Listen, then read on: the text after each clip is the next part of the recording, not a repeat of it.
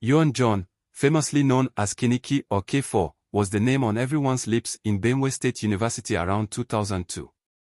He had just been handed the mantle of leadership by Ita Egola, the outgoing leader of the Neo-Black movement, also known as Black Axe. Kiniki's rise to power was swift and calculated. His ruthless tactics and strategic thinking made him the perfect candidate to lead the notorious cult. His reign would be marked by fear, violence, and untold power. As the new leader, Kiniki tightened his grip on the university. His influence stretched beyond the campus, into the streets of Makurdi. His name sent shivers down the spines of rival cult members, law enforcement, and innocent civilians alike. But Kiniki's persona was complex. Outside his cult activities, he was a charismatic radio presenter, charming listeners with his smooth voice and sharp wit. His on-air persona contrasted with his dark reputation, fascinating many. His radio show became a sensation, making him a household name in Benue. Kiniki's dual identities fueled his popularity.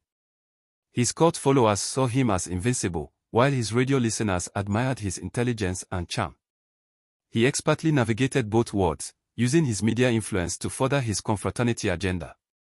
Rival cult groups had tried to take Kiniki down, but he always escaped unscathed. His loyal followers revered him, believing him untouchable. His legend grew with each triumph, attracting admirers and enemies alike. Kiniki's confidence soared. He manipulated the system, exploiting connections to maintain his grip on power. His confraternity expanded, recruiting new members drawn to his charisma and success. However, whispers of dissent began to circulate. Rival cults, especially the Vikings, tired of Kiniki's dominance, plotted their next move.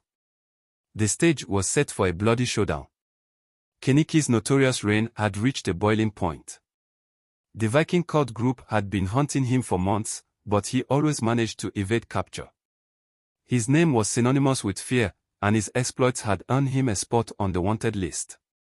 The final straw came when Kiniki led a daring hit at the University of Agriculture, defying the fragile peace treaty that was initially held between Black Axe and Vikings.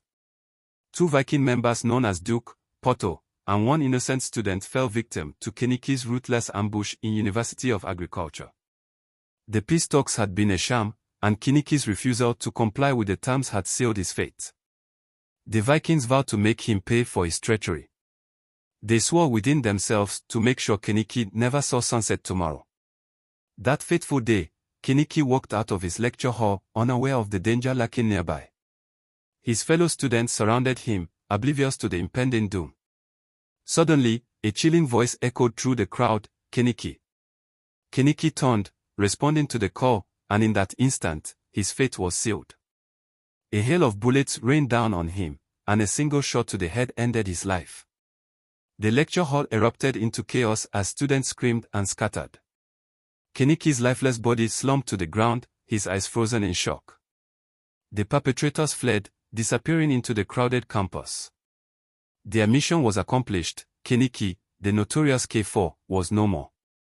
Benue State University had witnessed the rise and fall of a notorious figure. The year was 2002, and Kiniki's reign of terror had come to an abrupt end.